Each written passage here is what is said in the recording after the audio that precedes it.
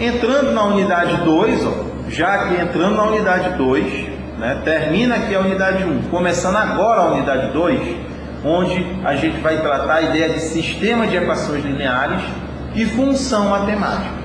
Entrando agora na unidade 2 do nosso estudo, a gente define uma equação linear. O que é uma equação linear que vai ser trabalhada?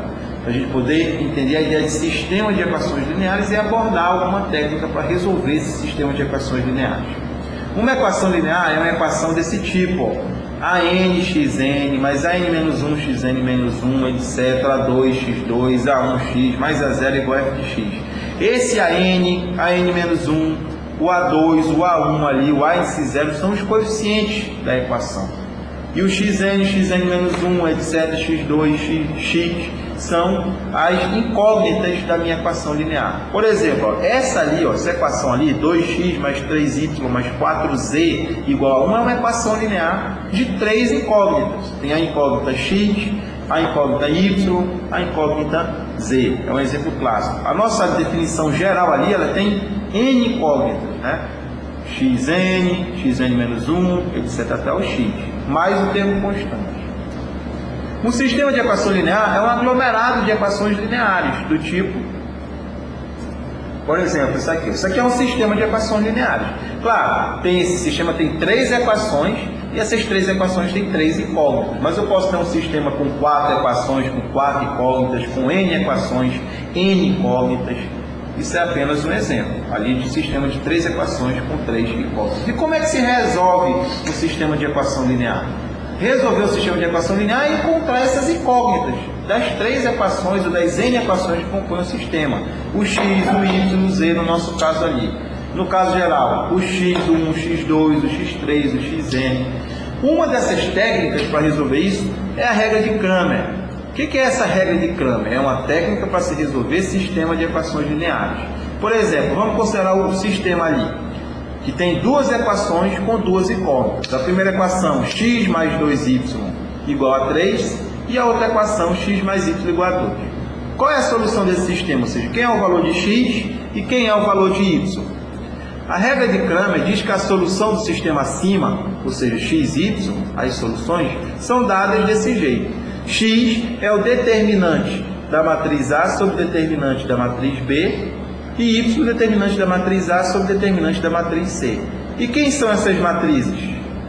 A matriz A, ó, é essa ali, ó, 1, 2, 1. Que matriz é essa? É formada pelos coeficientes das incógnitas, ó.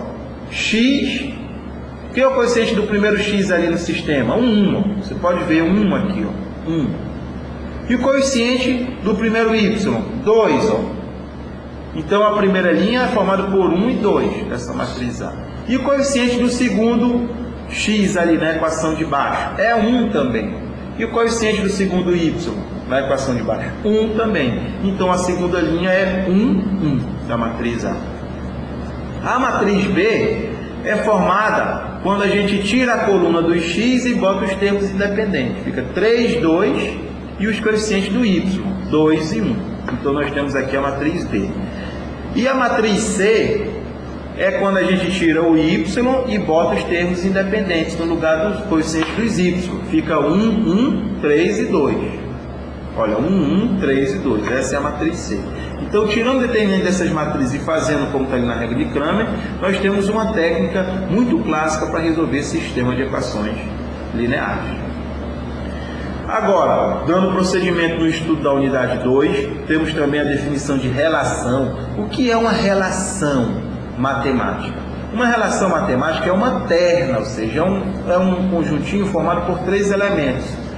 F, A, A. O que é isso? F é uma lei de correspondência, é uma correspondência. A e B são 2 conjuntos. Então, a relação é uma terna formada por uma correspondência e 2 conjuntos AB não vazios, é claro. Né? Formada por uma regra de correspondência F, 2 conjuntos A e B. O conjunto A é chamado domínio da relação e o conjunto B é chamado contradomínio da relação. A correspondência F relaciona os elementos de A a elementos de B. Então, essa correspondência leva elementos de A em elementos de B, como por exemplo essa figura aqui. Nós temos essa primeira elipse vertical aqui, representando o conjunto A, e a outra elipse lá, das cruzinhas, representando o conjunto B. A relação F, ela corresponde, ela relaciona elementos de um conjunto em elementos do outro conjunto. Como, por exemplo, está relacionando esse pontinho preto aqui e aquela cruzinha lá embaixo. Está relacionando esse outro pontinho preto aqui e aquela outra cruzinha. Está relacionando esse pontinho preto e aquela outra cruzinha. Então, isso aqui é um exemplo, através de diagramas, de uma relação matemática, onde você tem dois conjuntos e uma lei de correspondência relacionando elementos de um conjunto domínio a elementos do conjunto contra domínio. Isso é uma relação matemática. E nós vamos ver quando que essa relação é funcional, quando que essa relação vai ser uma função. O que é uma relação funcional? Ou seja, quando que uma relação vai ser uma função? Uma relação, ou seja, essa terna formada pela correspondência e os dois conjuntos A e B, ela é dita funcional, ou melhor, é dita uma função matemática, quando todo elemento do domínio A está sempre relacionado e está sempre também relacionado a um único elemento contra o domínio B. Eu vou repetir esse negócio. Quando é que uma relação é uma função? Quando todo elemento do conjunto A está relacionado a um único elemento do conjunto B, né? Vamos dar uma voltada aqui. Olha, por exemplo, essa relação aqui, essa relação ela não é uma função. Por quê? O que teria que acontecer para essa relação ser uma função? Todo elemento do conjunto A, todo elemento, tem que estar relacionado a um único elemento do conjunto B. Eu posso ver que esse pontinho preto aqui no conjunto A não está relacionado a elemento nenhum. Então essa relação não é uma função. Para ela ser uma função, eu teria que ter todo elemento do conjunto A relacionado a um único. Não pode estar relacionado a dois, tem que estar relacionado a um único elemento do conjunto B. Quando isso acontece, a minha relação é uma relação funcional. Pode passar aí. Quando é que uma função é injetora? Uma função f de A em B, né? Aqui nós já estamos trabalhando com a relação funcional. É uma função. Ela é dita injetora quando dois quaisquer elementos distintos de A, do domínio, estiverem relacionados a elementos distintos de B, do contradomínio. Quando a gente pegar dois elementos diferentes em A, essa relação relacionar eles a elementos diferentes em B. Por exemplo, olha aqui, se eu pegar x1 e x2 pertencente ao conjunto A, o domínio, sendo que x1 é diferente de x2, quando isso implicar f de x1, ou seja, o correspondente do x1, ser diferente do correspondente do x2, ou seja, o f de x2, isso em B. Quando isso acontecer, ou seja, elementos distintos em A forem levados a elementos distintos, diferentes em B, quando isso acontecer, eu digo que a minha função f é uma função injetora ou uma injeção, é um sinônimo também, função injetora ou uma injeção. Quando é que uma função é uma função sobrejetora?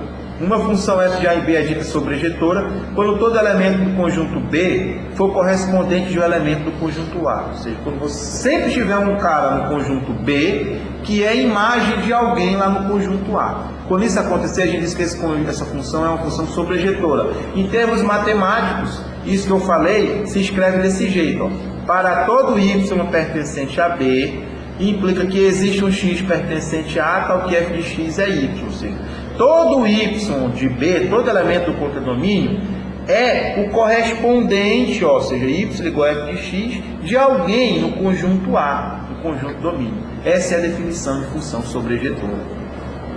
Quando que uma função é bijetora? Quando que uma função é uma bijeção?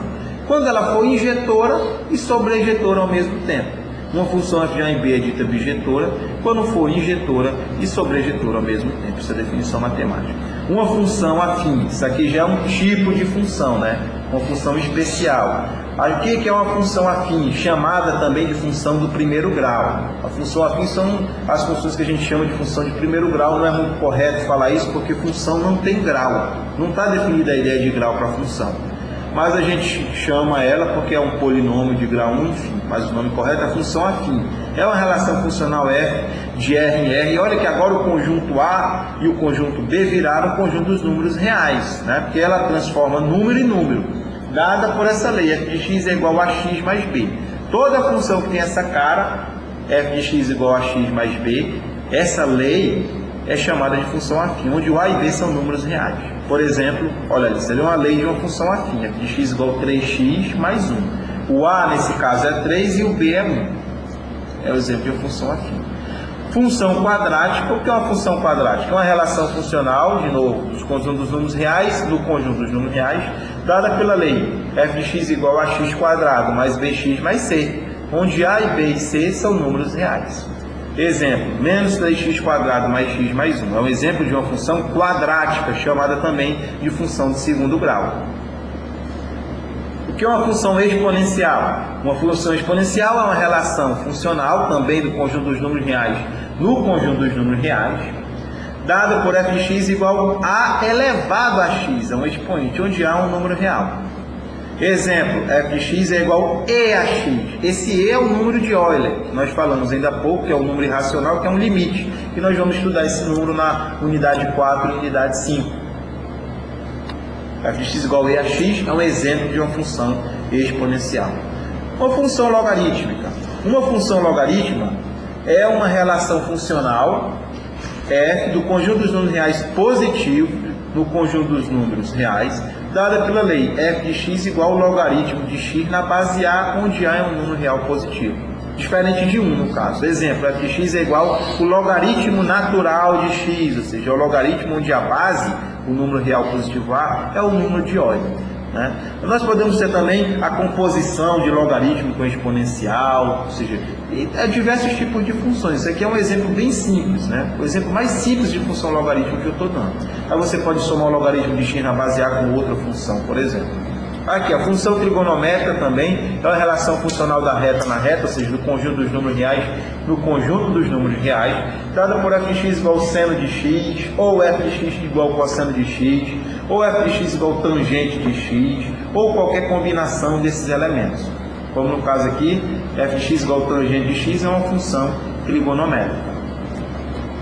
E o gráfico de uma função do conjunto dos números reais do conjunto dos números reais? É um subconjunto do plano cartesiano, viu? Do plano cartesiano R2, dado dessa forma. O gráfico dessa função é formado por um par ordenado, por isso que está no plano cartesiano, onde a primeira entrada aqui é o x e a segunda entrada é a imagem desse x, ou seja, f de x, onde x pertence ao domínio, que é o conjunto dos números reais. Esse conjunto é chamado de gráfico de uma função, e aí existem os diferentes tipos. A função afim, o gráfico dela é uma reta, você pode provar isso, que o gráfico da função afim é uma reta. A função quadrática, o gráfico dela é uma parábola, você prova também. A função exponencial, o gráfico dela é uma curva exponencial. E o inverso disso é a função logarítmica. Tem também os gráficos das funções trigonométricas, o senoide, o cossenoide, enfim.